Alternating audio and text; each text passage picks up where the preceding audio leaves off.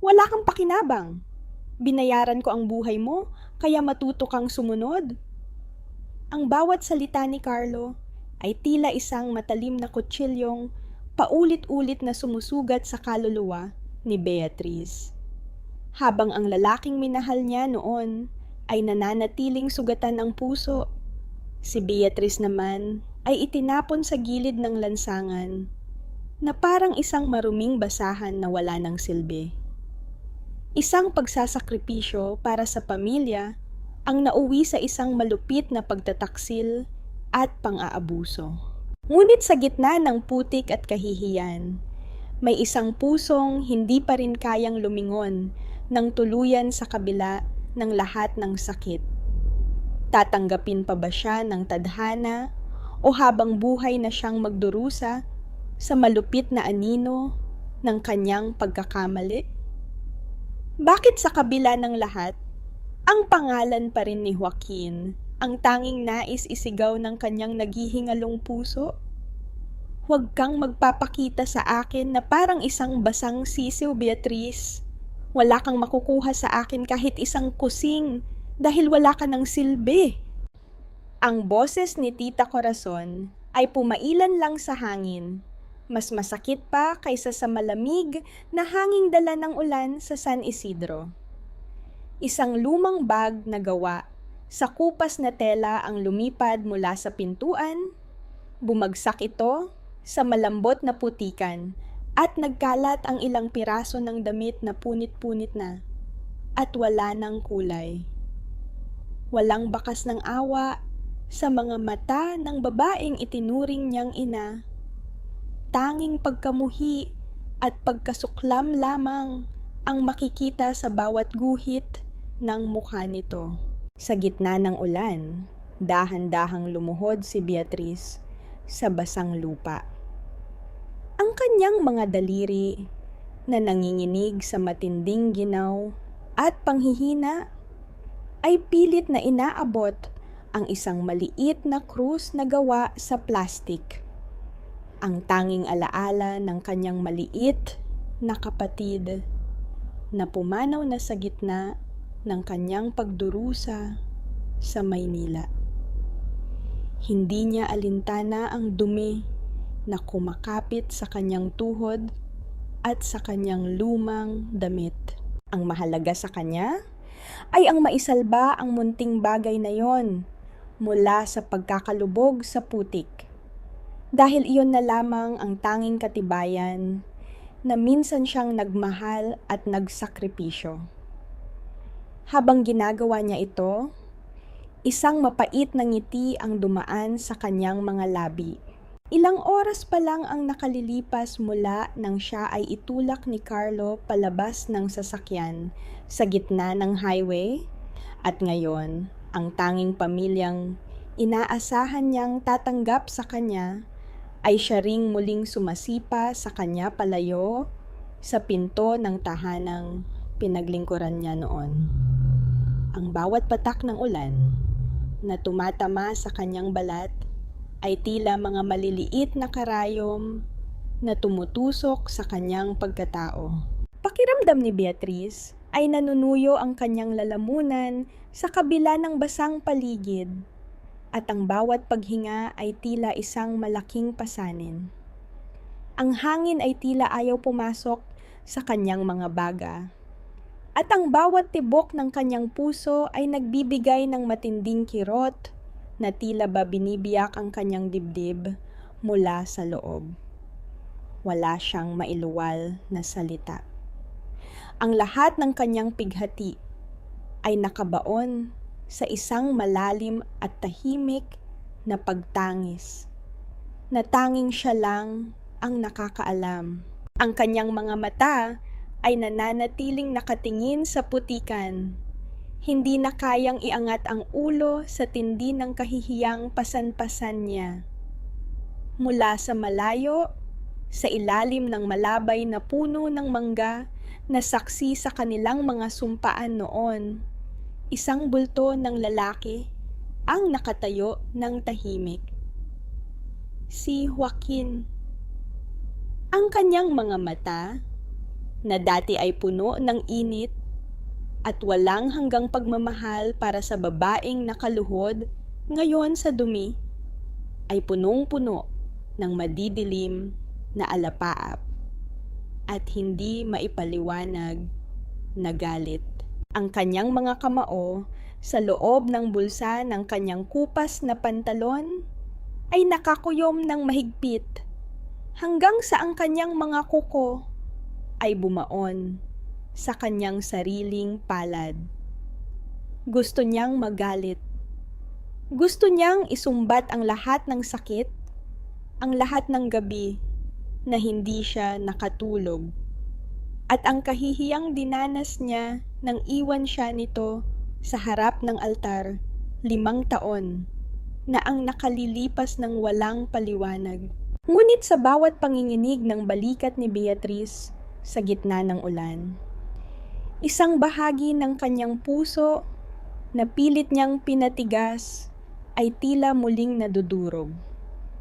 Nanatiling nakatitig si Joaquin sa figura ni Beatrice na tila isang basag na manika. Ang babaeng dati ay pinapangarap niyang damitan ng pinakamagandang sutla at alayan ng buong buhay niya ay naroon ngayon.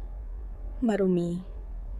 Tinitingala ang langit na tila nagtatanong kung kailan matatapos ang parusang ito. Ang katahimikan sa pagitan nila ay mas mabigat pa kaysa sa anumang salitang maaring bitawan.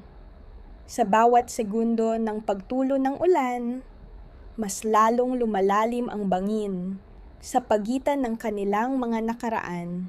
Bakit ka pa bumalik sa lugar na ito, Beatrice? Para ipakita sa akin na kahit ang tadhana ay hindi kayang patawarin ang tulad mo, o para muling wasakin ang kapayapaan na pilit kong binuo sa loob ng 5 taon ng pag-iisa. Nang muling imulat ni Beatrice ang kanyang mga mata, ang sikat ng araw ay tila mga maninipis na talim na humihiwa sa kanyang paningin. Hindi siya dinala ng kanyang mga paa sa isang malambot na higaan, kundi sa sahig ng palengke na amoy lansa at nabulok na gulay. Ang kanyang buong katawan ay tila isang mabigat na troso na ayaw nang gumalaw. Bawat himaymay ng kanyang kalamnan ay sumisigaw sa matinding pagod at lagnat. Ngunit sa kabila ng panghihina, ang alaala ng malamig na mukha ni Tita Corazon at ang mga mata ni Joaquin ay muling nagpaalab sa munting apoy sa loob ng kanyang dibdib. Kailangan niyang mabuhay. Hindi para sa sarili, kundi para sa dangal na tanging siya na lamang ang nakakaalam. Naglakad siya patungo sa isang maliit na karinderya sa dulo ng palengke. Ang amoy ng mainit na kape at pritong isda ay tila nanunukso sa kanyang sikmura. Ngunit alam niyang wala siyang karapatang magutom. Sa harap ng tumpok ng mga madudungis na plato na halos abot na sa kisame, hinarap niya ang may-ari ng pwesto na si Aling Marta. Ang mukha ng matanda ay tila isang tuyong balat ng kahoy, walang bakas ng pag-unawa sa kanyang mga mata habang tinitingnan ang gusot na anyo ni Beatrice. Wala akong kailangan na tamad dito, Beatrice. Kung gusto mong kumita ng kahit panglugaw lang, simulan mo ang paglilinis sa mga iyan. Huwag kang hihinto hanggat hindi kumikinang ang bawat isa, kundi wala kang makukuha sa akin kahit isang butil ng kanin. Ang boses ni Aling Marta ay matigas. Walang puwang para sa pakikipagtawaran. Yumuko si Beatrice at sinimulan ang trabaho. Ang malamig na tubig na hinaluan ng matapang na sabon ay agad na kumagat sa kanyang mga palad na punong-puno ng mga sugat na hindi pa naghihilom.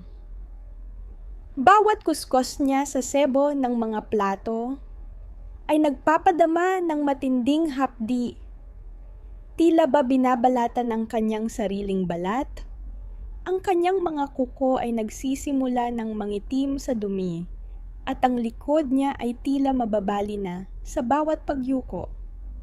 Ngunit sa tuwing nararamdaman niya ang pagnanais na sumuko, hinahawakan niya ang munting krus sa kanyang bulsa.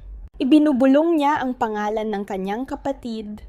Ang bawat kuskos ay nagiging panalangin para sa kapatawaran. Sa gitna ng kanyang paghihirap, ang katahimikan ng palengke ay nabasag ng isang pamilyar at nakakarinding boses. Dumating si Tita Corazon, suot ang kanyang makulay na duster, na tila isang koronang ipinagmamalaki sa gitna ng dumi. Tumayo ito sa harap ni Beatriz, hindi para tumulong, kundi para muling lagyan ng asin ang sugat na bukas palad.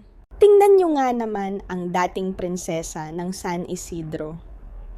Ngayon, naglulubog na sa dumi para sa ilang pirasong barya.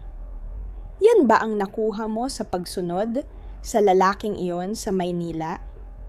Nakakahiya ka, Beatriz. Pinagmumukha mo kaming pulubi dahil sa katangahan mo. Ang bawat salita ni Corazon ay sinasabayan ng matunog na pagnguya ng kanyang kinuha na tinapay mula sa lamesa. Hindi man lang binabayaran ang kinakain. Hindi sumagot si Beatriz. Hinayaan niyang ang mga luha ay pumatak sa tubig na puno ng bula, nawawala sa gitna ng sebo. Ang kanyang katahimikan ay tila lalong nagpaapoy sa galit ni Corazon, na nagsimulang ipagsigawan sa lahat ng tao sa palengke ang tungkol sa pagtakas ni Beatriz noon sa altar. Ang bawat chismis ay tila mga bato na ipinupukol sa kanyang pagkatao. Bawat titig ng mga tao ay tila humuhusga sa kanyang bawat galaw. Napatigil lamang ang lahat ng isang kulay itim na sasakyang pickup ang dahan-dahang huminto sa tapat ng karinderya.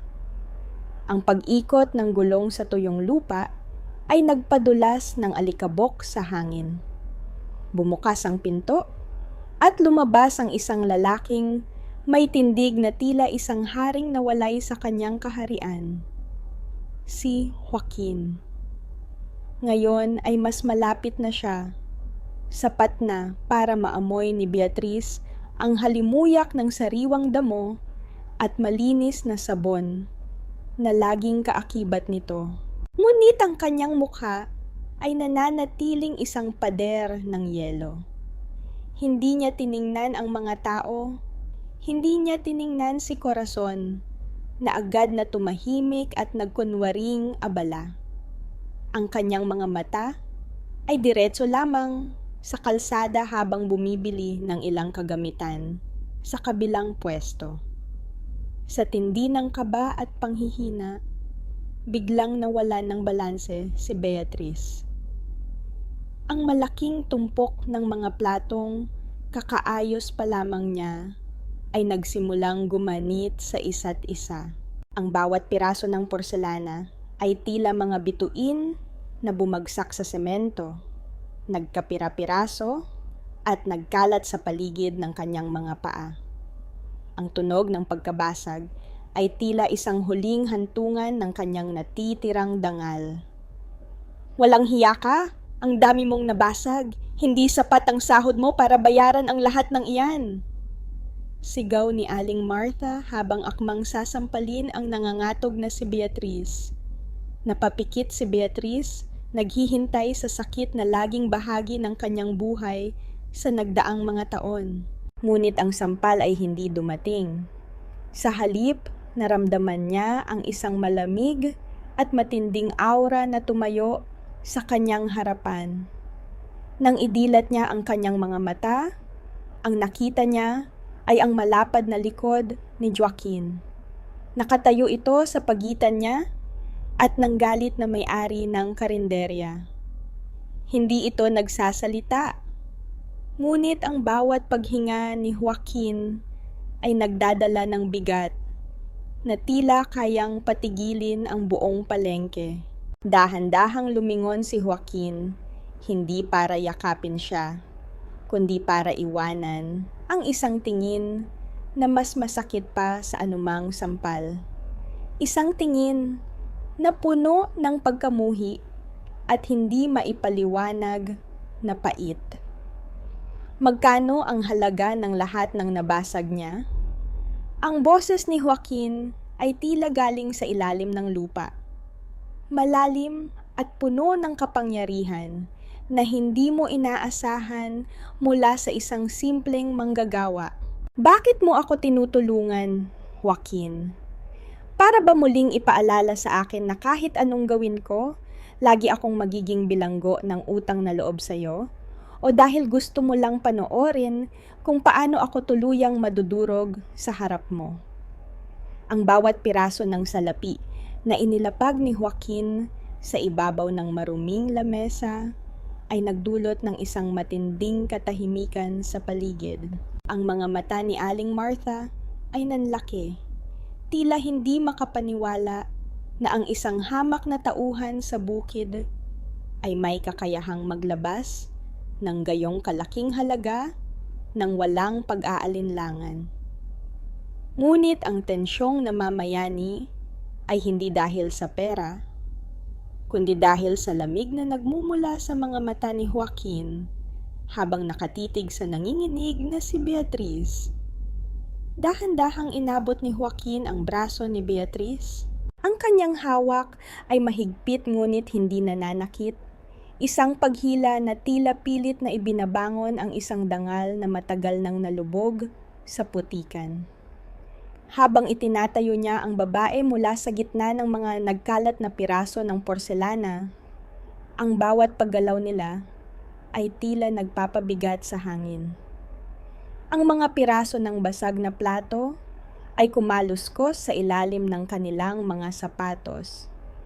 Isang tunog na nagpapaalala sa bawat pangakong nawasak 5 taon na ang nakalilipas. Bakit ka nakayuko? Noong iniwan mo ako, ang taas ng noo mo, di ba? Ang boses ni Joaquin ay tila isang bulong na puno ng lason, malamig at tumatagos hanggang sa buto. Hindi nag-angat ng tingin si Beatriz. Ang kanyang mga balikat ay nananatiling bagsak, at ang kanyang mga palad na puno ng bula ng sabon ay pilit niyang itinatago sa likod ng kanyang kupas na tapis. I am sorry, Joaquin. Pasensya na sa lahat ng gulo. Pakibitawan na ang braso ko.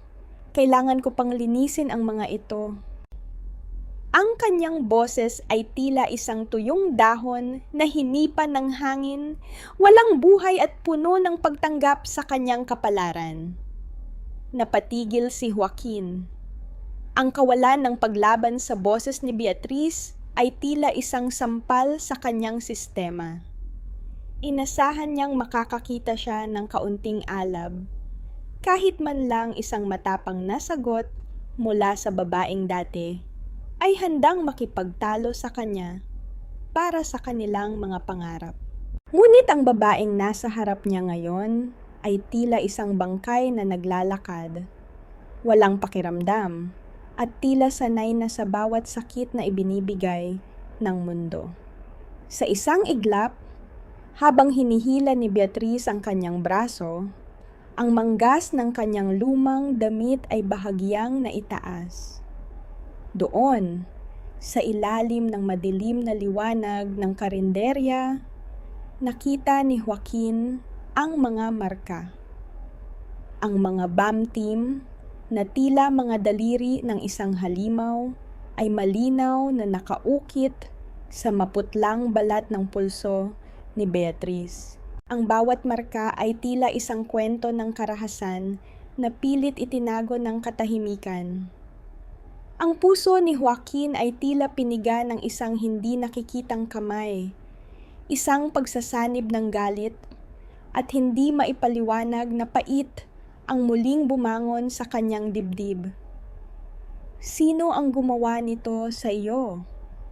Ang tanong ni Joaquin ay tila isang utos, ngunit sa pagkakataong ito, may halong pagkabali ng tinig na pilit niyang itinago. Hindi na mahalaga iyon. Sanay na ako, sagot ni Beatrice habang mabilis na ibinababa ang kanyang manggas. Ang kanyang mga mata ay nananatiling nakapako sa semento. Mula sa kabilang kanto, ang matalas na paningin ni Tita Corazon ay nakapako sa itim na pick-up na nakaparada sa tapat.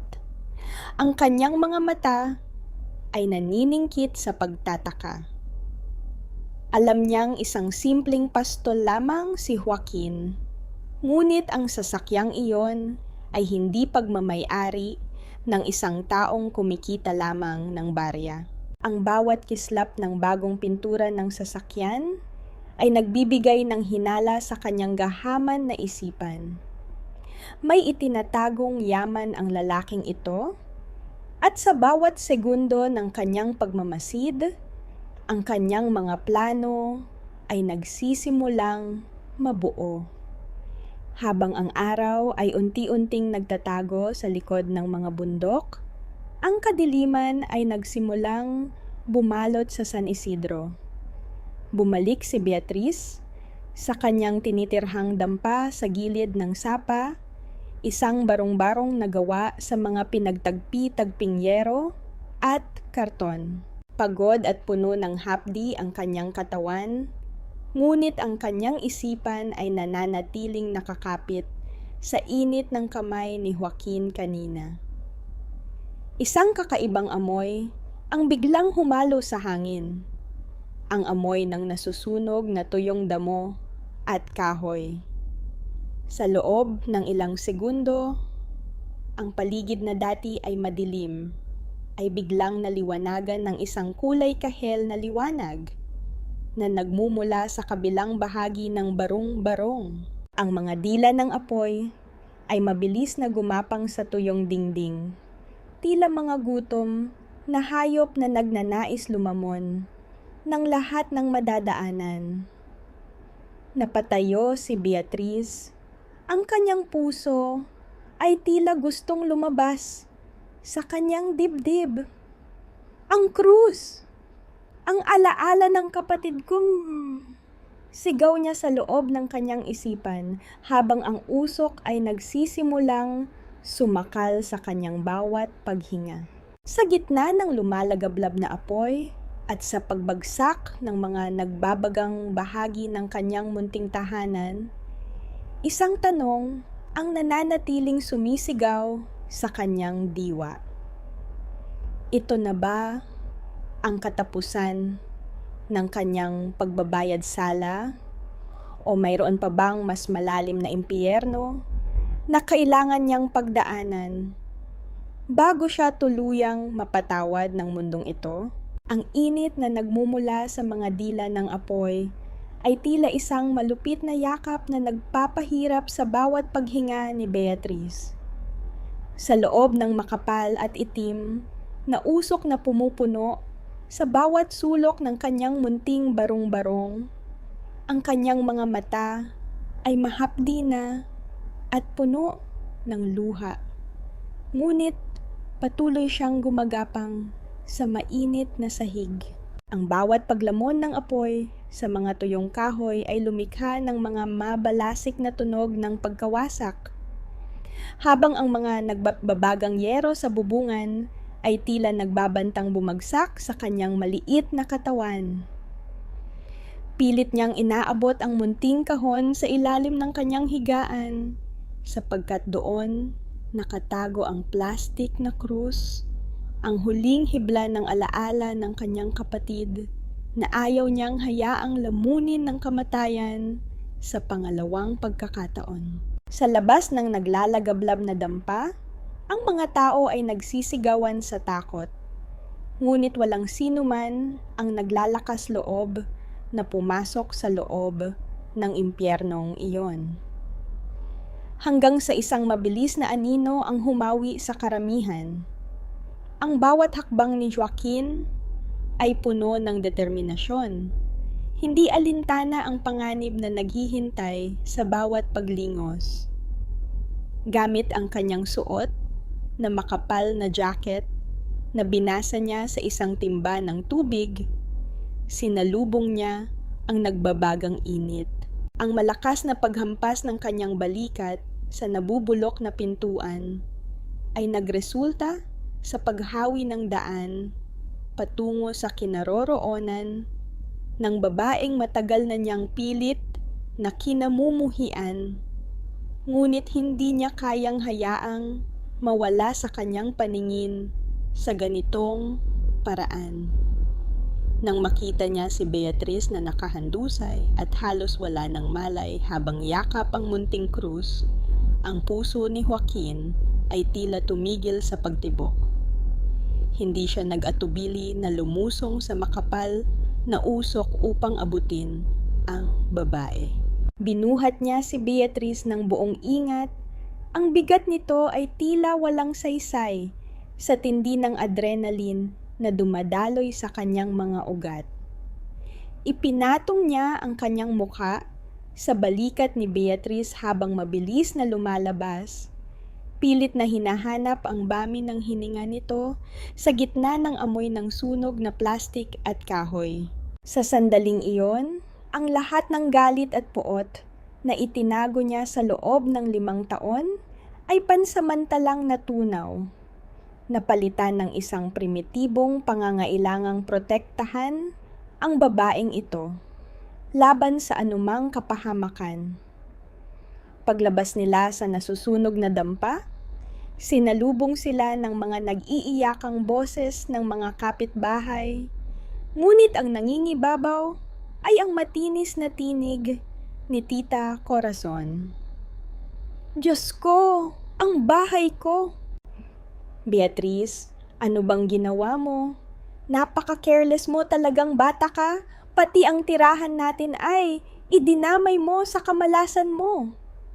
Ang bawat salita ng matanda ay tila mas masakit pa kaysa sa paso ng apoy sa balat ni Beatriz.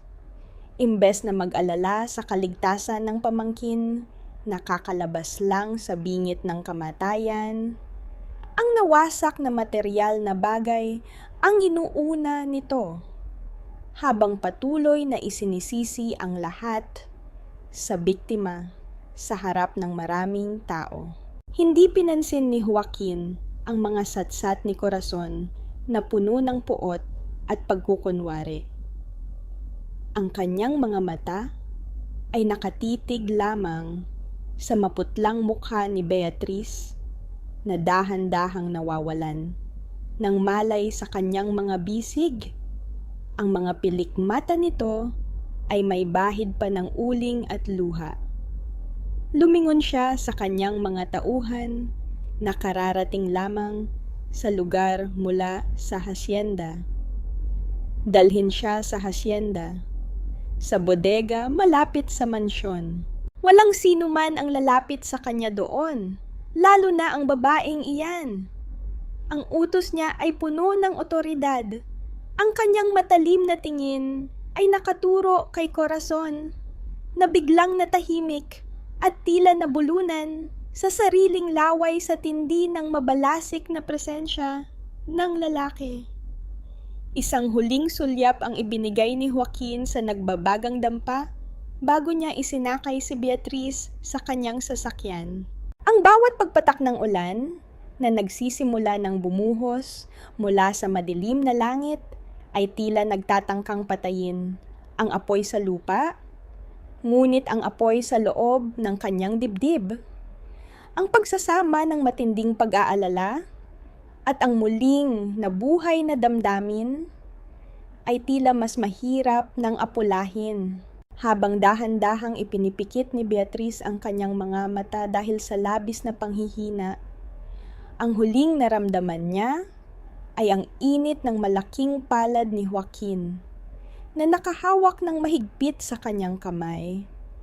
Isang hawak na tila nagtatanong kung bakit sa gitna ng lahat ng pait, ang presensya pa rin nito ang nagbibigay sa kanya ng lakas na muling huminga. Ang malinis at nakaka-relax na halimuyak ng kahoy na pino ang unang bumati sa mga pandama ni Beatrice nang dahan-dahan niyang imulat ang kanyang mga mata. Wala na ang masangsang na amoy ng usok at ang nakakapunit bagang init ng apoy. Sa halip, ang paligid ay nababalot ng isang uri ng katahimikan na tila ba ang panahon ay huminto sa pag-ikot upang bigyan siya ng pagkakataong huminga ng malalim. Ang silid ay malawak. May mga bintanang gawa sa kapis na hinahayaan ang malambot na sikat ng araw na humalik sa makinis na sahig na gawa sa nara.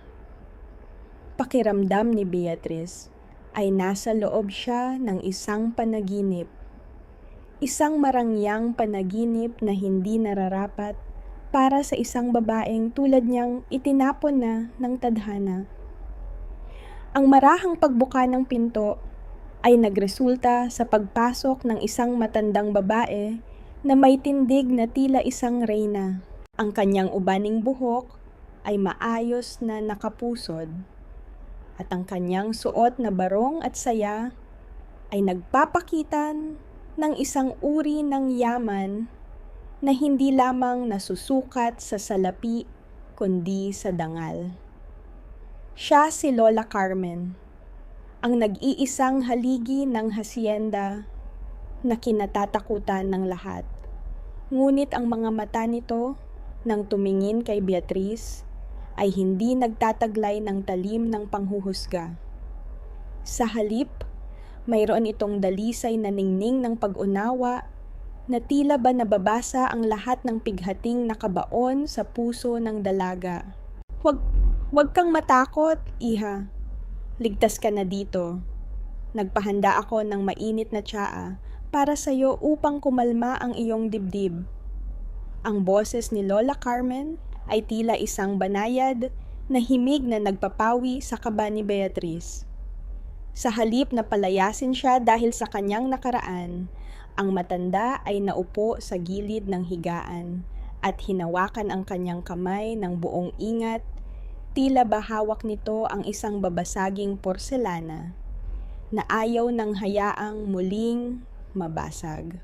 Inutusan ni Lola Carmen si Beatrice na tumulong sa pag-aayos ng mga bulaklak sa salas.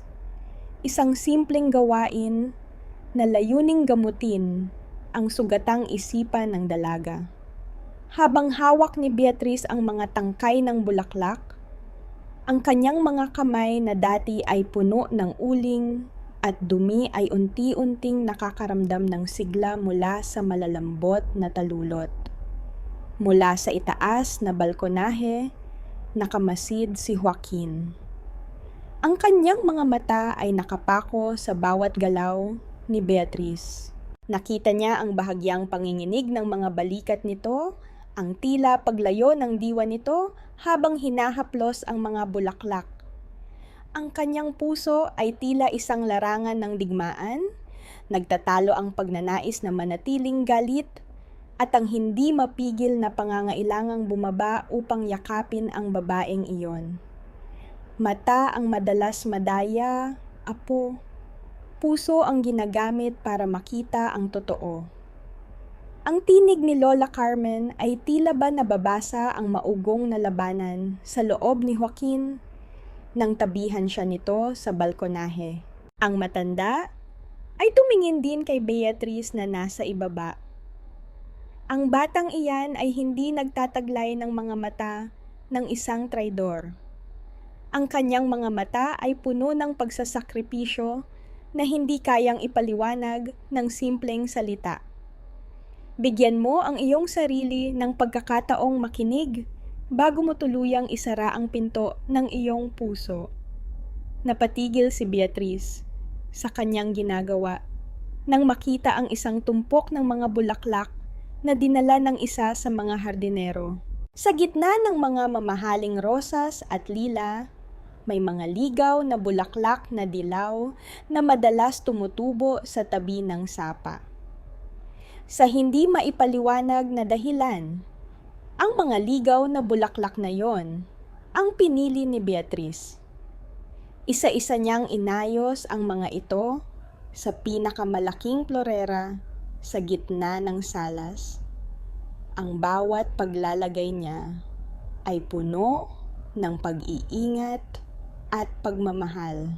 Hindi niya alam na ang mga bulaklak na iyon ang parehong uri ng ligaw na bulaklak na madalas hantingin ni Joaquin para sa kanya 5 taon na ang nakalilipas. Ang munting detalyeng iyon, ang tila pagkakatanda ng kanyang kamay sa mga paboritong bulaklak nila noon, ay tila isang munting saksak sa puso ni Joaquin na nagpabagsak sa kanyang mga depensa sa loob ng ilang sandali. Ngunit ang kapayapaan sa loob ng hasyenda ay tila isang manipis na salamin na nakatakdang mabasag. Ang katahimikan ng hapon ay biglang napunit ng isang matinis at bastos na tinig na nanggagaling sa malaking tarangkahan ng mansyon.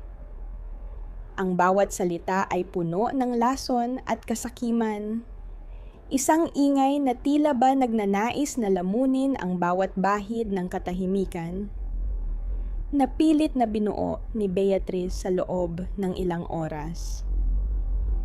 "Beatrice! Lumabas ka dyan! Akala mo ba ay makakatakas ka na sa utang mo dahil lang nagtago ka sa mansyong ito? Huwag mong gamitin ang kalandian mo para takasan ang ang obligasyon mo sa akin." Ang sigaw ni Tita Corazon ay umaalingaw-ngaw sa buong bakuran. Ang kanyang boses ay tila isang matalim na kuko na kumakalos sa pintuan ng paraiso.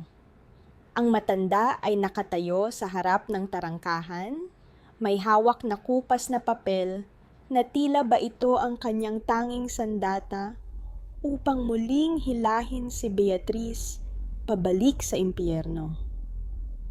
Napabitaw si Beatrice sa tangkay ng bulaklak na kanyang hawak. Ang kanyang mga mata ay nanlaki sa takot at ang kanyang buong katawan ay nagsimulang manginig ng marinig ang boses na iyon.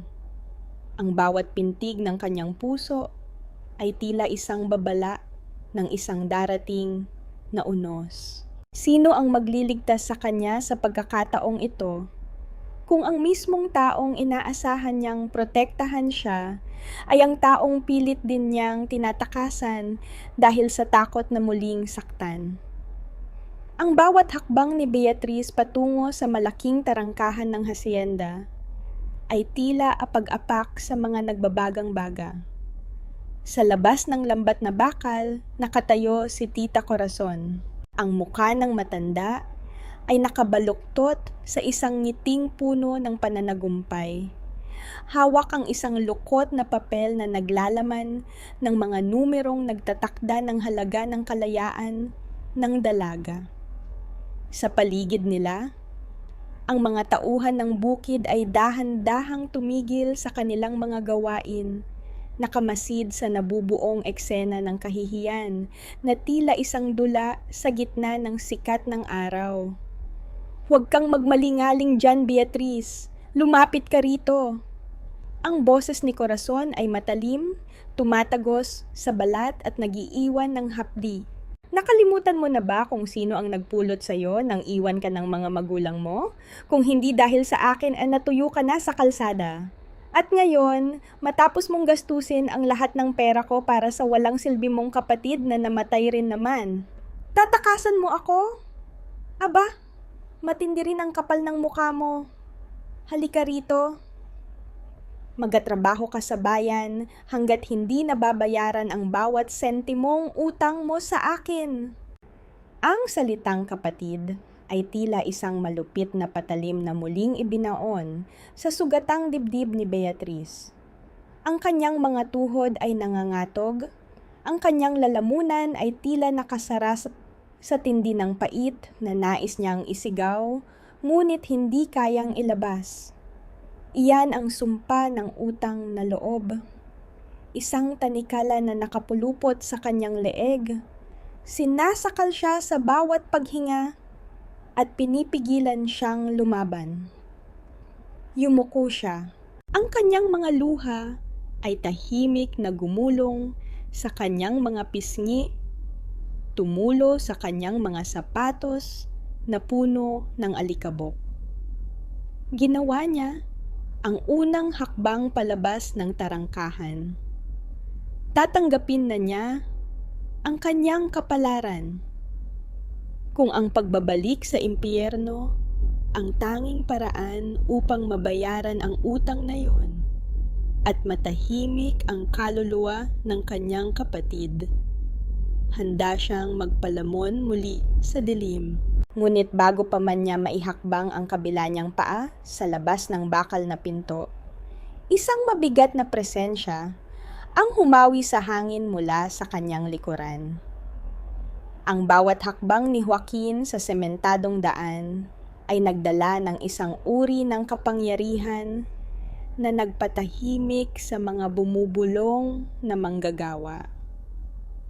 Hindi siya tumingin kay Beatriz. Diretso ang kanyang tingin sa matandang babaeng nakatayo sa labas na biglang napalunok sa sariling laway. Dahan-dahang inilabas ni Joaquin mula sa bulsa ng kanyang pantalon ang isang makapal na bungkos ng mga salaping papel. Walang pasabi, ihinagis niya ito sa direksyon ni Corazon. Ang mga piraso ng pera ay sumayaw sa hangin bago bumagsak at magkalat sa tuyong lupa sa harapan ng matanda. Lumilikha ng isang marahang kaluskos ng papel sa semento. Magkano ang lahat ng iyan? Ang boses ni Joaquin ay tila yelo sa gitna ng tag-init, malamig, mataas, at walang halong emosyon. Bayad na ang utang niya sa'yo. Mula sa araw na ito, sa akin na siya magtatrabaho. Wala ka ng karapatang tumuntong sa lupa ng hasyenda at wala ka ng karapatang banggitin pa ang pangalan niya. Ang galit sa mukha ni Corazon ay agad na natunaw, napalitan ng isang gahaman na pagkislap ng mga mata nang makita ang mga pampilyong 500 at 1,000 na nakakalat sa semento. Hindi na siya sumagot o nakipagtalo pa. Mabilis siyang lumuhod, halos magkandara pa sa pagdadampot ng mga salapi. Ibinubulsa ang mga ito nang walang pakundangan sa harap ng maraming tao. Nang makuha ang lahat ng pera, tinalikuran niya ang pamangkin nang walang kahit isang sulyap ng pag-aalala. Dala ang kanyang halakhak ng tagumpay palayo sa tarangkahan. Naiwan si Beatriz na nakatayo sa gitna ng daan. Ang mga tao ay unti-unting nagsialisan. Iniwan silang dalawa ni Joaquin sa ilalim ng papalubog na araw. Tinitigan ni Beatriz ang malapad na likod ng lalaki. Ang kanyang dibdib ay sumisikip sa isang napakasalimuot na damdamin. Binili siya nito. Sa harap ng lahat ng tao, ginawa siya nitong isang bayad na alipin. Ngunit sa gitna ng nakakaipit na kahihiyan, alam ng kanyang puso ang katotohanan.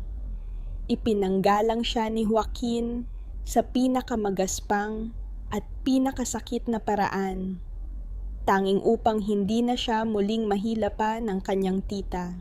Isang mainit na luha ang dumaloy sa kanyang pisngi dahil sa muling pagtatanggol sa kanya ng lalaking gawan niya ng pinakamalaking kasalanan. Ngunit sa kabila ng pagpasalamat, isang malalim na katanungan ang bumabagabag sa kanyang diwa. Saan kumuha ang isang simpleng pastol ng ganoon kalaking halaga ng salapi sa loob lamang ng ilang segundo? Dahan-dahang lumingon si Joaquin. Ang lamig sa kanyang mukha kanina ay napalitan ng isang madilim at magulong alapaap. Walang pasabi, hinawakan niya ang palad ni Beatrice at hinila ito palapit sa kanya. Bumaon ang kanyang mga daliri sa parteng may mga BAM team na marka sa pulso ng dalaga. Puwersahan niyang iniangat ang baba ni Beatrice upang pilitin itong tumingin sa kanyang mga mata na naglalagablab sa pinaghalong poot at pangungulila. Bakit mo hinahayaang tapakan kanila? Ang boses ni Joaquin ay nanginginig. Tila isang leyon na nasugatan sa sariling hawla. Nasaan ang Beatrice na matapang na iniwan ako sa altar? Bakit pumayag kang maging ganito kaduwag? Ang huling lakas na pinanghahawakan ni Beatrice ay tila isang manipis na sinulid na tuluyan ng napatid matapos ang marahas na pakikipagtuos sa kanyang tita. Habang papalayo ang anino ni Corazon, dala ang mga salaping nagtakda ng kanyang bagong pagkakagapos. Ang paningin ni Beatrice ay unti-unting nilamon ng kadiliman. Ang kanyang mga tuhod na kanina pa nangangatog ay tuluyan ng bumigay. At bago pa man dumapo ang kanyang katawan sa malamig na semento, naramdaman niya ang isang pares ng matitigas at mainit na mga braso na sumalo sa kanya. Ang huling naramdaman niya bago ang tuluyang pagkawala ng kanyang malay ay ang pamilyar na amoy ng sariwang damo at ang mabilis na pagtibok ng isang dibdib na tila isang tambol na nagbababala ng bagyo. Hindi nag-atubili si Joaquin. Binuhat niya ang dalaga ng buong ingat, tila bahawak niya ang pinakaingat-ingatang kayamanan na maaari ring madurog sa isang maling galaw. Sa bawat hakbang niya patungo sa mansyon, damang-dama niya ang gaan ng katawan ni Beatrice, isang katotohanang sumampal sa kanyang konsensya na ang babaeng ito ay matagal nang hindi kumakain ng maayos. Nilagpasan niya ang mga nagtatakang tingin ng mga katulong at dinala siya sa kanyang sariling silid. Ang silid na puno ng mga alaala ng kanilang nakaraan na pilit niyang ibinabaon sa limot. Ipinatong niya si Beatrice sa malambot na higaan na gawa sa nara. Ang kaibahan ng marumi at punit-punit na damit ng dalaga sa malinis at puting sapin ng kama ay isang masakit na paalala ng agwat na nilikha ng 5 taon. Kumuha si Joaquin ng isang planggana, ng maligamgam na tubig at isang malinis na tela. Sa bawat pagdampi ng basang tela sa noo ni Beatrice, tila ba binubura ni Joaquin ang bawat bakas ng uling at pighati na iniwan ng sunog at ng malupit na mundo sa mukha ng dalaga. Ngunit nang mapunta ang kanyang pansin sa mga braso nito, muling nanariwa ang galit sa kanyang puso. Ang mga pasa ay hindi lamang kulay asul at lila. Ang mga ito ay mga marka ng pagmamalupit na hindi niya kailanman inakalang daranasin ng babaeng minahal niya nang higit pa sa kanyang buhay. Sa gitna ng katahimikan ng gabi, ang paghinga ni Beatrice ay naging mabigat at magulo. Ang kanyang katawan ay nagsimulang manginig at ang kanyang mga daliri ay pilit na kumakapit sa kumot na tila ba may hinahanap na kaligtasan. "Huwag! Please, Carlo! Tama na!" Ang boses ni Beatrice ay tila isang galing sa ilalim ng lupa, puno ng takot at pagsusumamo. "Ang kapatid ko, kailangan niya ng gamot. Huwag mo kaming saktan." Napatigil si Joaquin. Ang pangalang Carlo ay tila isang lason na dumaloy sa kanyang pandinig, at ang pagbanggit ni Beatrice sa kanyang namayapang kapatid ay nagbukas ng isang pinto ng katotohanan na hindi niya pinaghandaan. Ang bawat salitang lumalabas sa nanginginig na labi ni Beatrice ay tila mga piraso ng isang puzzle na unti-unting nabubuo sa isipan ni Joaquin. Ang pagsasakripisyong ginawa nito, ang pagtitiis sa kamay ng isang halimaw, at ang lahat ng pasakit na dinala nito ng mag-isa habang siya naman ay abala sa pagtatanim ng poot. "Nandito na ako, Beatrice, wala nang mananakit sa'yo," bulong ni Joaquin habang dahan-dahang isinasandal ang ulo ng dalaga sa kanyang dibdib. Niyakap niya ito ng mahigpit, isang yakap na naglalayong itaboy ang mga multo ng nakaraan. Ang panginginig ni Beatrice ay unti-unting humupa habang nararamdaman ang init ng katawan ni Joaquin. Ang kanyang mga kamay ay dahan-dahang kumapit sa damit ng lalaki, tila isang batang nakahanap ng silong sa gitna ng malakas na ulan. Ngunit sa likod ng pansamantalang kapayapaang ito, alam ni Joaquin na ang sugat sa kaluluwa ni Beatrice ay mas malalim pa kaysa sa anumang pasa sa kanyang balat. Habang pinagmamasdan niya ang mahimbing na pagtulog ng dalaga sa ilalim ng liwanag ng buwan, isang panata ang nabuo sa kanyang puso. Ang bawat luhang pumatak mula sa mga mata ni Beatrice ay sisingilin niya ng may interes. Sino nga ba ang tunay na Carlo sa buhay mo, Beatrice? At gaano kalaking bahagi ng iyong pagkatao ang ninakaw niya na kailangan kong muling bawiin para sa iyo?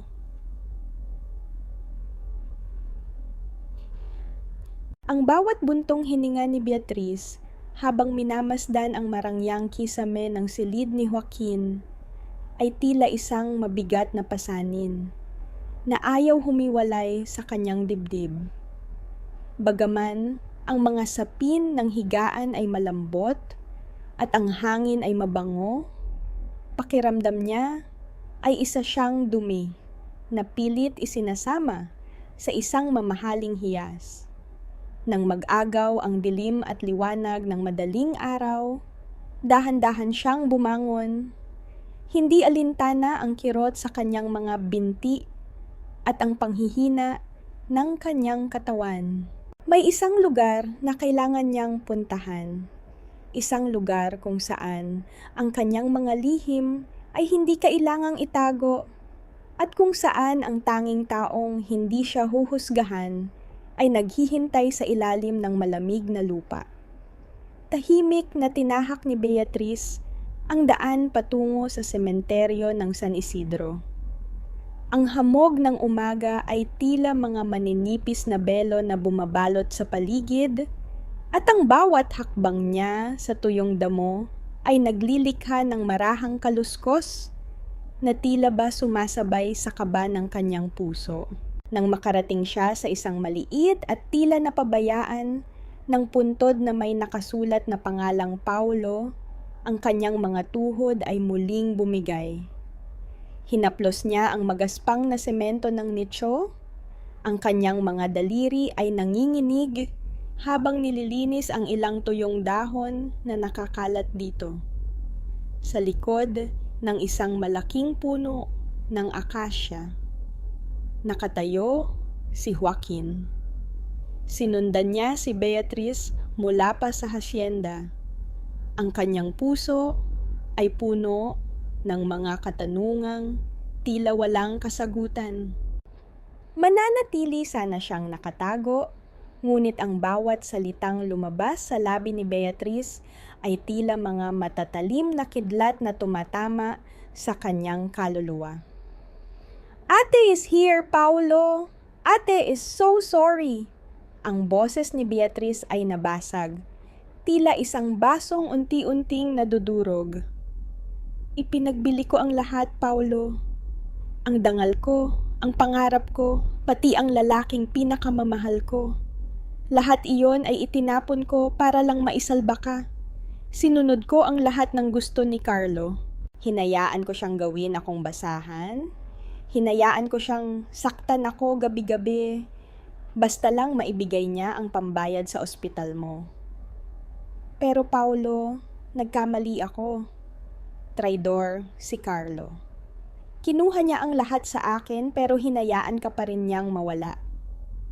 Ang bawat hikbi ni Beatriz ay tila isang kutsilyong humihiwa sa puso ni Joaquin. Ang ulan ay dahan-dahang nagsimulang pumatak mula sa langit, tila nakikiramay sa pighati ng dalaga. Ang mga butil ng tubig ay humalo sa mga luha sa pisngi ni Beatriz habang patuloy siyang nagsusumbong sa kanyang kapatid. Patawarin mo ako, Paulo, dahil hindi kita naisalba. At patawarin mo ako, Joaquin, kung nasaan ka man, dahil pinili kong maging masama sa paningin mo para lang hindi ka madamay sa impyernong pinasukan ko. Mas mabuti nang magalit ka sa akin kaysa makita mo akong ganito kawasak. Hindi na nakapagpigil si Joaquin. Ang pader ng poot na pilit niyang itinayo sa loob ng 5 taon ay tuluyan ng gumanit at gumuho sa isang iglap. Lumabas siya mula sa kanyang pinagtataguan. Ang kanyang mga sapatos ay bumaon sa basang lupa, habang dahan-dahang lumalapit sa nakaluhod na dalaga. Ang kanyang puso ay tila pinipiga sa tindi ng pagsisisi. Ang bawat sulyap ng pagkamuhi na ibinigay niya kay Beatriz nitong mga nakaraang araw ay tila bumabalik sa kanya bilang isang matinding parusa. Dahan-dahang ipinatong ni Joaquin ang kanyang kamay sa balikat ni Beatriz. Napalingon ng dalaga, ang kanyang mga mata ay nanlalaki sa gulat at kahihiyan. Pilit na itinatago ang kanyang muka sa likod ng kanyang mga kamay. Ngunit hindi siya hinayaan ni Joaquin. Iniharap niya si Beatriz sa kanya at sa gitna ng lumalakas na ulan, hinila niya ang dalaga sa isang mahigpit at desperadong yakap. Wala siyang masabi. Walang sapat na salita upang hingin ang kapatawaran sa bawat maling akala. Ang tanging nagawa niya ay ang ikubli si Beatriz sa loob ng kanyang mga braso. Tila ba nais niyang protektahan ito sa lahat ng sakit na idinulot ng mundo. Hinayaan ni Joaquin na pumatak ang kanyang sariling mga luha sa balikat ni Beatriz. I am sorry, Beatriz. Patawarin mo ako dahil wala ako sa tabi mo noong kailangan mo ako. Patawarin mo ako dahil naniwala ako sa galit ko kaysa sa pagmamahal ko sa iyo. Ngunit sa gitna ng kanilang madamdaming pagtatagpo, ang katahimikan ng sementeryo ay nabasag ng tunog ng mabibigat na hakbang sa semento ng daanan. 2 aninong nakasuot ng itim na Amerikana ang dahan-dahang lumilitaw sa gitna ng hamog at ulan, nakatayo sa tapat ng tarangkahan ng sementeryo. Sa gitna nila ay isang lalaking may nakakalokong ngiti sa mga labi. Hawak ang isang payong na tila ba ang lahat ng ito ay isang laro lamang para sa kanya. Napakagandang eksena, Beatriz. Mukhang nakahanap ka na agad ng bagong sasandalan matapos mo akong takasan. Ang boses ni Carlo ay umalingaw-ngaw, puno ng panunuya at panganib. Pero nakalimutan mo yata ang kontrata nating dalawa. Hindi ka pa tapos magbayad sa akin. Naramdaman ni Joaquin ang muling panginginig ni Beatriz sa loob ng kanyang mga braso. Ang takot na nararamdaman ng dalaga ay tila isang kuryenteng dumadaloy sa kanyang katawan. Hinarap ni Joaquin ang mga dayuhan, ang kanyang mga mata ay naglalagablab sa isang uri ng galit na hindi pa kailanman nakikita ng sinuman sa San Isidro. Ang labanang ito ay hindi na lamang tungkol sa sabera o utang na loob. Ito ay tungkol sa kaluluwang pilit na ninakawan ng liwanag. Sino ang lalaking ito na naglakas loob na muling maghasik ng dilim sa buhay ni Beatriz? At hanggang saan ang kayang gawin ni Joaquin upang matiyak na hindi na muling mahihipo ng halimaw na ito ang babaeng kanyang muling natagpuan? Ang presensya ni Carlo sa gitna ng sementeryo ay tila isang madilim na ulap na unti-unting lumalamon sa natitirang liwanag ng umaga. Ang bawat hakbang ng kanyang makinis na sapatos sa basang damo ay naglilikha ng isang mabigat na tunog. Tila bawat tapak niya ay nagnanais na yurakan ang katahimikan ng mga yumao. Nakatayo siya doon, ang kanyang mamahaling Amerikana ay hindi man lang nababasa ng ulan dahil sa malapad na payong na hawak ng kanyang tauhan, habang ang kanyang mga mata ay nakapako kay Beatriz na tila isang hayop na muling natagpuan ng kanyang mga ngaso. Naramdaman ni Joaquin ang biglang panlalamig ng katawan ni Beatriz sa loob ng kanyang mga braso. Ang bawat himaymay ng kalamnan ng dalaga ay tumigas sa tindi ng takot at ang kanyang paghinga ay naging mababaw at mabilis.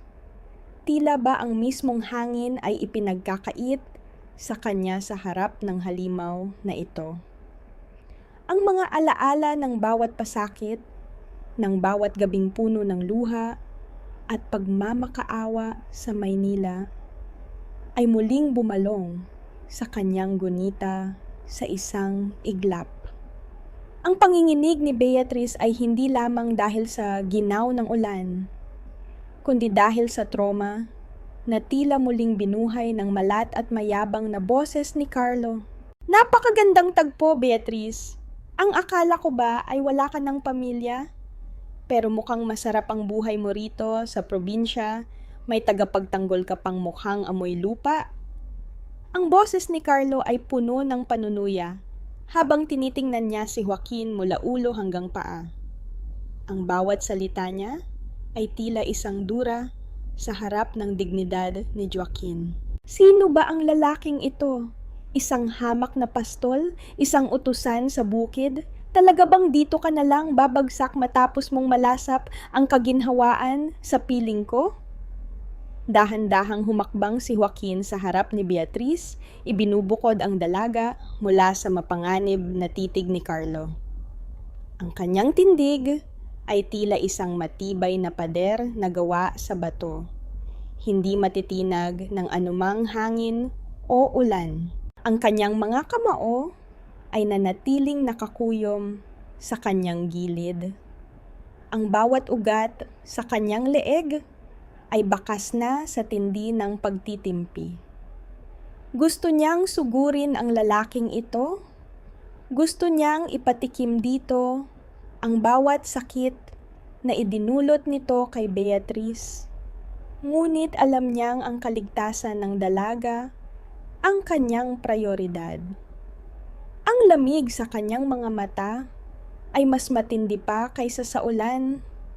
Isang uri ng katahimikan na nagbababala ng isang napakalakas na pagsabog. Huwag mong subukang banggitin ang pangalan niya o lumapit sa kanya kahit isang hakbang. Ang boses ni Joaquin ay malalim at kontrolado. Bawat pantig ay puno ng awtoridad na tila hindi nagmumula sa isang simpleng manggagawa. Hindi mo alam kung sino ang kinakalaban mo at hindi mo alam kung ano ang kaya kong gawin para maprotektahan siya.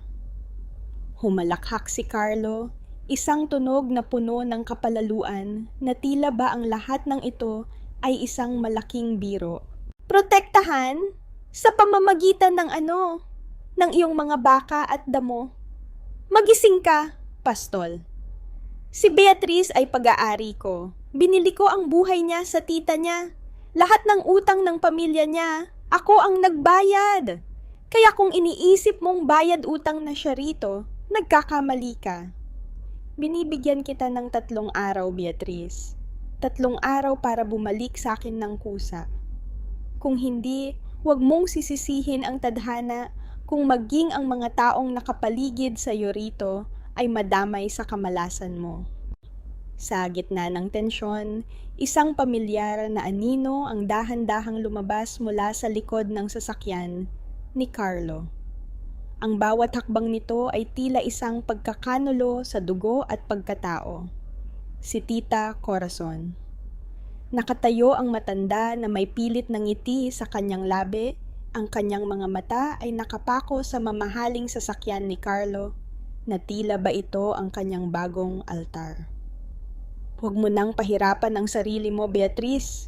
Sinabihan na kita, si Sir Carlo ang tanging makakatulong sa atin. Ang boses ni Corazon ay puno ng pagkukunwari. Tila ba ang lahat ng ito ay para sa kabutihan ng pamangkin. Ipinit ko ang sarili ko para lang mahanap ka nila rito. Pasalamatan mo ako dahil binibigyan ka pa rin niya ng pagkakataon matapos mo kaming takasan at iwanan sa kahihiyan. Ang boykans ng sementeryo ay tila naging isang piitan para kay Beatriz. Ang bawat titig ni Carlo, ang bawat salita ni Corazon, at ang init ng proteksyon ni Joaquin ay naglalaban-laban sa loob ng kanyang puso. Habang dahan-dahang umaatras ang sasakyan ni Carlo, iniwan sila sa gitna ng ambon at putik. Ang huling binitiwang tingin ni Carlo ay isang pangako ng panganib. Naiwan si Joaquin at Beatriz sa harap ng puntod ni Paulo. Ang ulan ay tumitigil na, ngunit ang bigat sa hangin ay lalong tumitindi. Hinawakan ni Joaquin ang mga balikat ni Beatriz, pilit na pinatitigil ang panginginig nito. Alam ni Joaquin na ang 3 araw na palugit ay hindi lamang isang banta, kundi isang hamon sa kanyang tunay na pagkakakilanlan. Hanggang kailan niya kayang itago ang katotohanan kung ang kaligtasan ng babaeng mahal niya ay nakasalalay na sa kapangyarihang matagal na niyang itinakwil? Sino nga ba ang mas nakakatakot? Ang halimaw na si Carlo na lantarang nagbabanta? O ang katotohanang kailangang maging isang halimaw din si Joaquin upang talunin ang dilim na dumarating? Ang bawat paggalaw ng kamay ng orasan sa dingding ay tila isang mabagal na pagbilang ng mga huling sandali ng kalayaan ni Beatriz. Sa gitna ng malalim na gabi, ang katahimikan ng mansyon ay tila isang mabigat na kumot na sumasakal sa kanya. Nakaupo siya sa gilid ng higaan. Ang kanyang mga mata ay nananatiling nakatitig sa dilim, habang ang banta ni Carlo ay paulit-ulit na umaalingaw-ngaw sa kanyang isipan. 3 araw. 3 araw bago tuluyang lamunin ng dilim ang tanging liwanag na natagpuan niya sa piling ni Joaquin. Sa tindi ng takot na madamay ang lalaking muling nagbukas ng puso para sa kanya, dahan-dahang binalot ni Beatriz ang kanyang iilang gamit sa isang maliit na tela. Mas pipiliin niyang bumalik sa impyerno kaysa panoorin ang pagkawasak ng hasyenda at ng taong mahal niya dahil sa kanyang mga nakaraang pagkakamali. Dahan-dahan siyang humakbang patungo sa pinto. Ang kanyang bawat paggalaw ay puno ng pag-iingat upang hindi makalikha ng anumang ingay sa makinis na sahig na gawa sa nara. Ngunit bago pa man niya mahawakan ang seradura, naramdaman niya ang isang mainit na presensya sa kanyang likuran. Isang pares ng matitigas at protektadong mga braso ang biglang pumulupot sa kanyang baywang. Hinihila siya pabalik sa isang mahigpit at emosyonal na yakap mula sa likuran. Ang init ng katawan ni Joaquin ay tila isang pader na humaharang sa kanyang tangkang pagtakas. At ang bawat paghinga ng lalaki sa kanyang leeg ay nagdadala ng isang uri ng pait at pagsusumamo. Joaquin, please, let me go. Ayaw kong madamay ka pa sa gulo ko. Carlo is dangerous. Baka kung ano pang gawin niya sa inyo ni Lola Carmen. Ang boses ni Beatrice ay nanginginig, puno ng pagsisisi habang pilit niyang tinatanggal ang mga bisig ng lalaki. Hindi mo ba maintindihan? You are more important than this land, Beatrice. Hinding-hindi kita hahayaang bumalik sa halimaw na yon. Ang boses ni Joaquin ay malalim. Bawat salita ay may bigat ng isang panata. Walang aalis, walang masusugatan. I'm not the same Joaquin you left at the altar. I will protect you kahit anong mangyari. Pangako ko yan.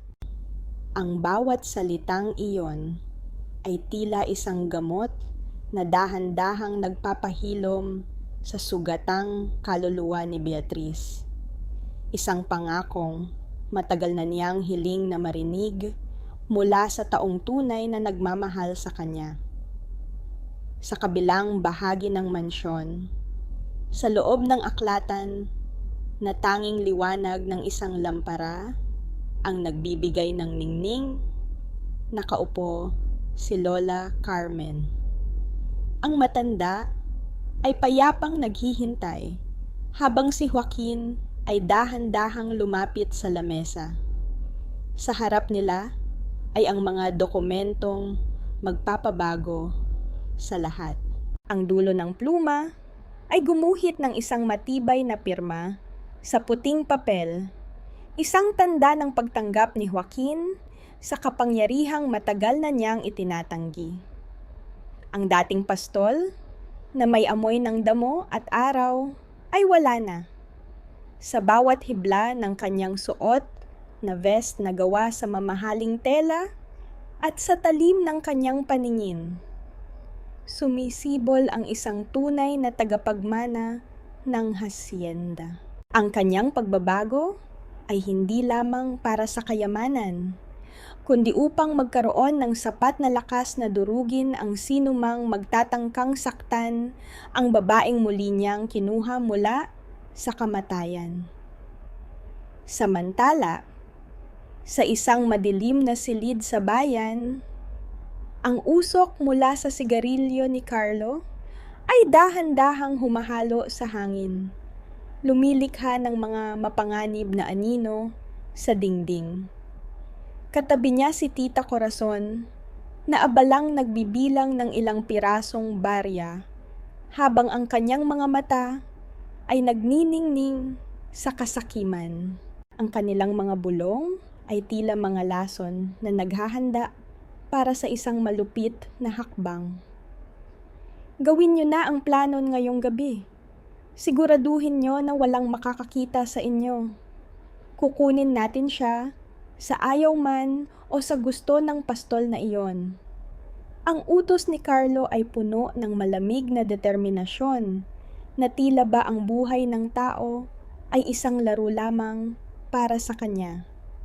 Nabalot ng nakakabinging katahimikan ang silid ni Beatrice nang siya ay muling makatulog matapos ang mahabang gabi ng pag-iiyakan.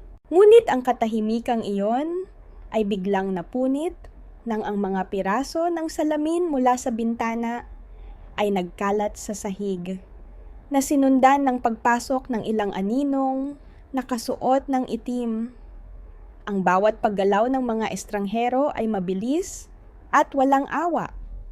Bago pa man makasigaw si Beatrice, isang malaking kamay na may amoy ng chemical ang tumakip sa kanyang bibig, pinapatay ang kanyang boses at ang kanyang pag-asa. Sa gitna ng kadiliman, Ang tanging naiwan sa silid ay ang magulong sapin ng kama at ang malamig na hangin na pumapasok mula sa basag na bintana.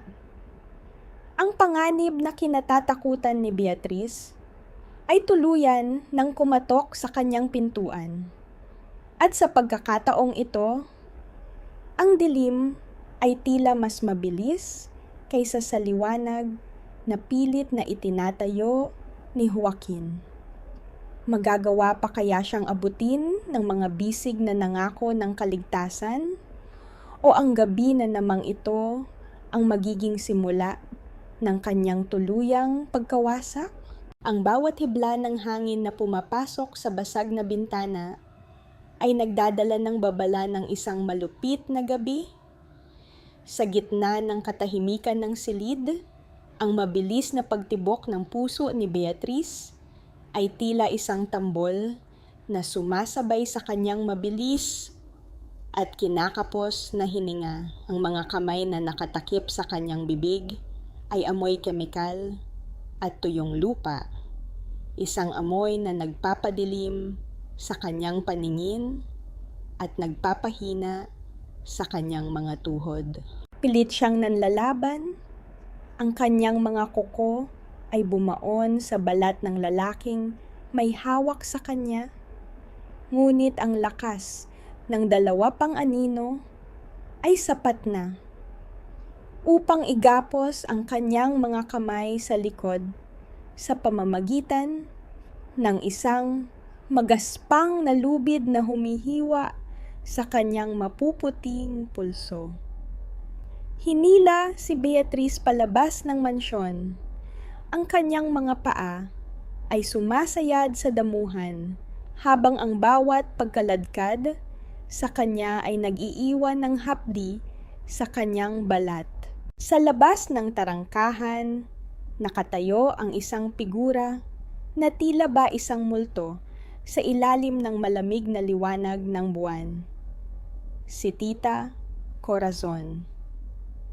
Ang bawat daliri ng matanda ay abala sa pagbibilang ng makapal na bungkos ng salapi na iniabot ng isa sa mga tauhan ni Carlo.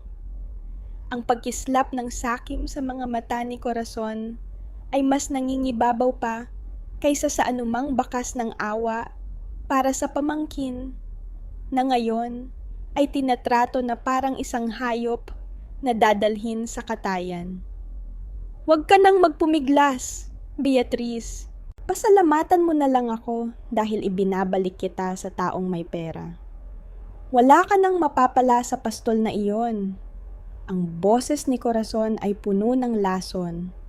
Walang halong pag-aalinlangan habang tinitingnan ang pamangkin na hirap sa paghinga. Sa unang pagkakataon, sa gitna ng tindi ng takot at pait, isang uri ng apoy ang sumiklab sa loob ng dibdib ni Beatrice. Hindi na siya ang babaeng laging tumutungo at tumatanggap ng bawat sipa ng tadhana. Gamit ang natitirang lakas, ibinaon niya ang kanyang mga ngipin sa braso ng lalaking kumakaladkad sa kanya. Isang kagat na puno ng lahat ng kanyang puot at pagnanais na mabuhay. Ang lalaki ay napaatras dahil sa biglaang sakit at sa maikling sandaling iyon, ang boses ni Beatrice ay pumailan lang. Bumasag sa katahimikan ng gabi sa San Isidro. Joaquin! Joaquin!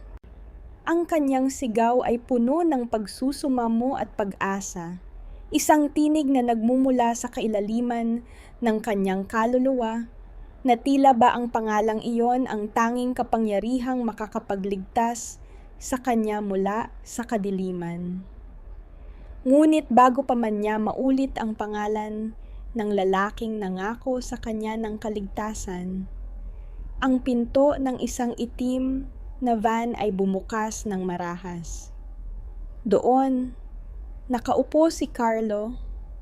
Ang muka ay nababalot ng isang nakakatakot na ngiti habang pinagmamasdan ang naghihirap na dalaga.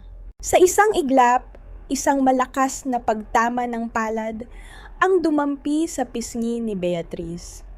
Ang tindi ng impact ay nagdulot ng pagbaling ng kanyang mukha sa gilid.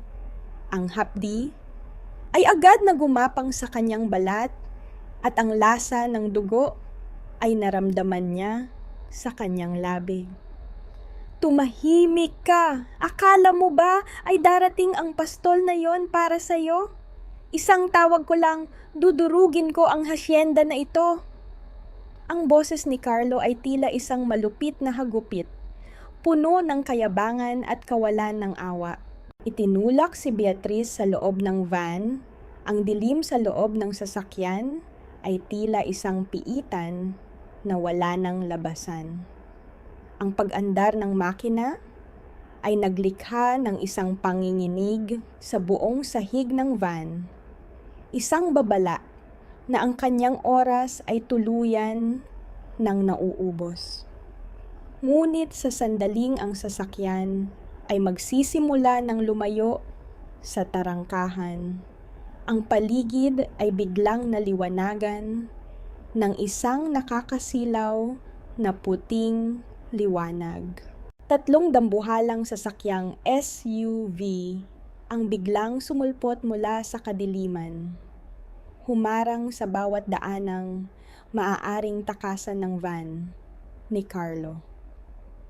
Ang bawat sasakyan ay nakabantay na parang mga asong lobo na handang sumunggab sa kanilang biktima.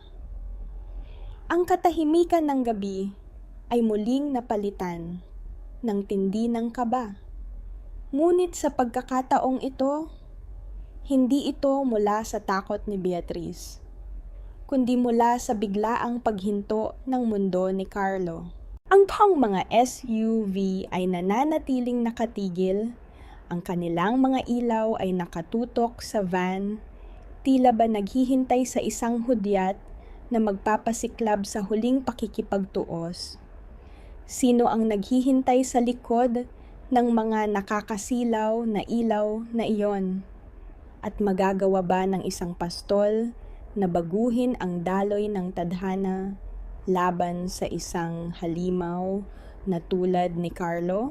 Ang nakakasilaw na liwanag mula sa mga dambuhalang sasakyan ay tila mga mata ng hustisya na tumatagos sa madilim na konsensya ni Carlo. Sa loob ng van, ang bawat paghinga ni Beatrice ay puno ng pangamba, habang si Carlo naman ay tila isang hayop na nasukol sa isang bitag na hindi niya inaasahan. Ang katahimikan ng gabi ay nababalot ng isang uri ng tensyon na tila ba ang hangin mismo ay tumitigil sa pagdaloy. Dahan-dahang bumukas ang pinto ng gitnang SUV at ang pag-ikot ng sapatos sa tuyong lupa ay naglikha ng isang marahang tunog na tila nagbabadya ng isang katapusan. Isang figura ang dahan-dahang lumabas mula sa liwanag.